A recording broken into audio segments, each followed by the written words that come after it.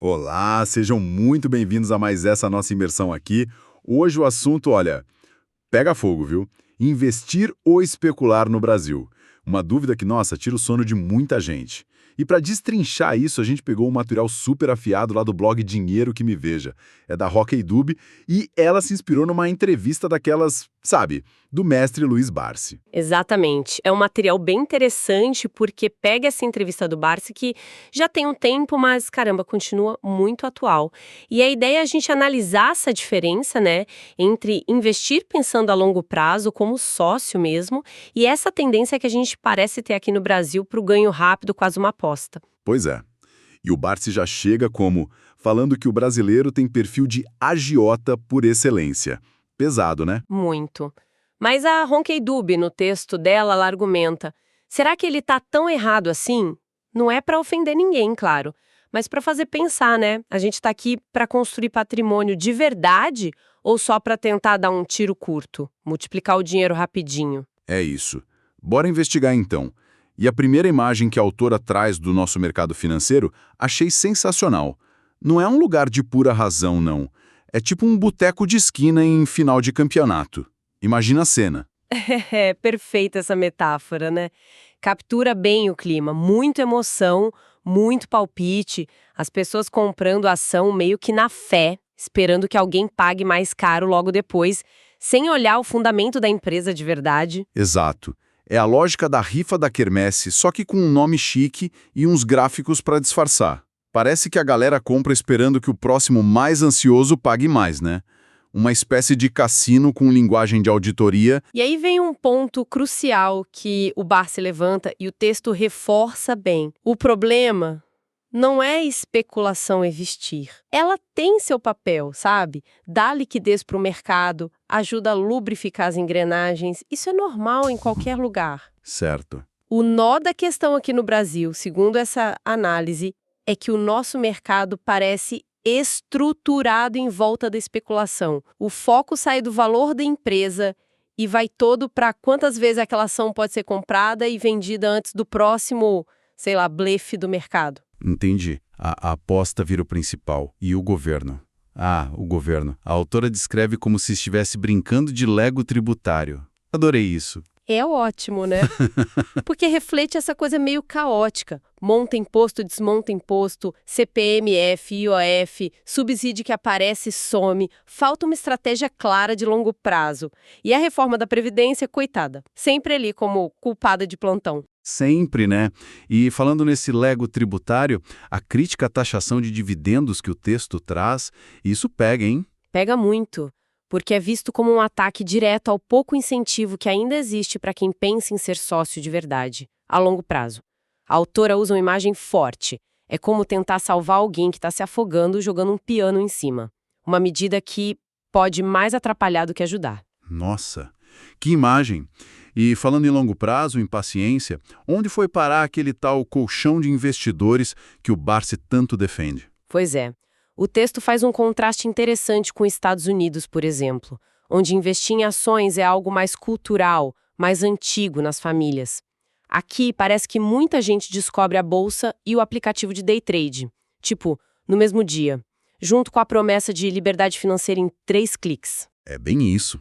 Falta aquela base de gente que investe todo mês um pouquinho pensando lá na frente, na aposentadoria, nos filhos. Como dizia o Barsi, né? Plantar, esperar a colheita. A autora até cita o livro Mansa, do Camões Guido, falando de construir riqueza com paciência. Exato. E sem esse colchão, o mercado fica muito mais volátil, né? Sujeito a essas ondas de euforia e pânico. A analogia da autora é dura, mas faz sentido. A gente prefere construir arranha-céu em areia movediça, aí quando balança, a culpa é de quem? De São Pedro. É um ciclo vicioso, né? Se o terreno não é firme, a galera aposta no curto prazo mesmo. E a coisa vai além da cultura. Entra na estrutura do mercado. Essa tal de locação de ações. O Barsi critica muito, e a autora vai mais fundo ainda. Chama de estelionato autorizado. Uau! O que é isso exatamente? Bom, simplificando um pouco, é um mecanismo legal, regulado pela CVM, tá? Onde você pode alugar a ação de outra pessoa para vender apostando na queda do preço. Se o preço cair mesmo, você recompra mais barato, devolve para o dono e fica com a diferença. É uma aposta na baixa. Aham, entendi. A crítica forte, tanto do Barsi quanto da autora, é que isso pode ser usado para ataques especulativos, forçar a queda do preço de ações mesmo de empresas boas de forma artificial. A autora questiona a ética disso. Ela chama de estelionato institucionalizado, travestido de eficiência de mercado. E a analogia dela é: imagina alugar seu carro para alguém usar uma corrida de demolição. Você ganha um dinheirinho, mas seu patrimônio pode ir para o espaço. Caramba, faz pensar. É legal, mas o efeito colateral para quem investe pensando no longo prazo pode ser bem ruim. E tudo isso, no fundo, parece desembocar na falta de uma política pública mais clara, né? É muito improviso. Sim, esse é um ponto central. A percepção que fica, lendo a análise, é que o Brasil nunca teve uma política de Estado firme, duradoura, para incentivar o investimento de longo prazo do cidadão comum. Falta estímulo real, sabe? Estabilidade. A educação financeira ainda está engatinhando, muito focada em dica rápida, em guru de internet. Junta isso com a nossa instabilidade política, econômica, a confiança vai lá para baixo. Total. A autora fala que investir aqui é como ter um casamento estável num país onde o divórcio pode ser declarado por decreto provisório. É rir para não chorar. Exato. E aí a gente olha para a nossa bolsa, a B3. Estrutura moderna, CVM regulando, corretora, a informação para todo lado. Mas, segundo a autora, o investidor brasileiro ainda se sente meio estrangeiro dentro do próprio mercado. Como assim? Isso eu fiquei curioso também. A ideia é que, apesar de tudo isso, o nosso mercado ainda é muito influenciado pelo capital estrangeiro. E esse capital muitas vezes não vem para ficar. Ele entra, aproveita a nossa volatilidade, que às vezes a gente mesmo aumenta com ruído político, faz um lucro rápido na especulação e, tchau, vai embora. E quem fica segurando a vela, muitas vezes, é o investidor local, o pequeno. Entendi.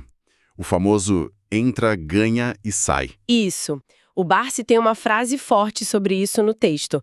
O capital estrangeiro não ajuda o país. Ele tira ganhos dos brasileiros. Vindo dele um bilionário da Bolsa, a autora diz que não é recalque, é realismo puro. Puxa vida. É um cenário complexo, hein? Bem desafiador. Aí vem a pergunta inevitável. Depois de ouvir tudo isso, vale a pena investir no Brasil? Ou é melhor, sei lá... Calma. A resposta do texto, e eu tendo a concordar, é que sim, vale. Mas é um mas com letra maiúscula. Vale com muita ressalva. Exige cuidado, estudo, resiliência. É como a autora compara como ter filhos, como plantar uma árvore. Dá trabalho, exige paciência. Gostei das comparações. Não é para quem quer moleza ou resultado para ontem. Tem que ter estômago, né?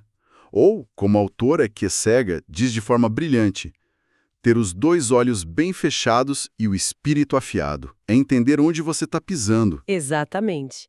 E a estratégia que se desenha é focar em empresas mais perenes, setores essenciais, energia, bancos sólidos, saneamento, telecom. Negócios que, mesmo no meio do furacão, continuam operando, lucrando e, importante, distribuindo dividendos para os acionistas. Por enquanto, né? É a diferença entre buscar o foguete da moda e investir num trator que funciona faça chuva ou faça sol, né? Perfeito. O investidor que faz a lição de casa, que olha o fundamento, que pensa em décadas, não em dias, esse tende a ficar mais tranquilo. Empresas como o Banco do Brasil, Eletrobras, Vale, são citadas como exemplos de negócios com fundamentos sólidos, na visão da análise. O problema é o mercado em si, essa criança mimada, como diz o texto, que busca a emoção do momento e despreza o que parece tédio, mas que constrói valor de verdade. E essa loucura de preço versus valor. O exemplo do Banco do Brasil valendo na bolsa menos que o patrimônio é gritante. É como achar dinheiro na rua e o pessoal passar reto porque não está brilhando o suficiente. Ilustra bem essa distorção. Num mercado mais maduro, isso seria uma placa piscando oportunidade. Aqui, muitas vezes, essas ações ficam esquecidas. A manada prefere correr atrás da promessa quente, mesmo que seja só fumaça, do que do lucro frio, mas real e consistente. É aquela analogia do restaurante bom e barato que ninguém vai porque a fachada não é instagramável. Triste, mas real. E aí a gente amarra tudo na conclusão do texto, que é bem inspirada no Barsi. É um chamado à responsabilidade, sabe? Não é para detonar o mercado, mas para questionar o que a gente fez dele. É um lamento pela falta de visão de longo prazo, pelo excesso de improviso. E o recado final é claro, né? O Brasil precisa de mais investidores de verdade, com coluna vertebral e visão de mundo. Menos gente buscando a próxima dica milagrosa no YouTube e mais gente disposta a plantar, a construir. Paciência e estudo. Mesmo que, como autora, a visão não dependa dos olhos. Que lição. Ufa, que papo intenso, hein? Mas muito necessário. Fica a reflexão. Será que a gente está construindo o nosso futuro financeiro tijolo a tijolo ou só jogando na roleta? O material da Roquet e do Cleide Dube, com as provocações do Barsi, realmente dá um chacoalhão na gente. Com certeza. E a pergunta que fica para todo mundo pensar é: até que ponto a responsabilidade é nossa, individual, de buscar conhecimento, ter disciplina, e até que ponto a gente é influenciado por um sistema que parece mesmo favorecer o giro rápido, a especulação, em vez da construção de valor a longo prazo? Fica aí para refletir. E a gente quer muito saber a opinião de quem nos ouve. Concordam? Discordam? Já se sentiram mais especuladores do que investidores alguma vez? Deixem seus comentários aí, a gente adora essa troca. E claro, se curtiram essa nossa conversa, não esquece de se inscrever para não perder os próximos pacos. Um agradecimento gigante ao professor Júlio Facó pela curadoria sempre excelente desses materiais e a parceria com o blog Dinheiro que Me Veja, da incrível Roquet Dube. Conteúdo que faz a gente pensar e, quem sabe, investir melhor. Até a próxima, pessoal!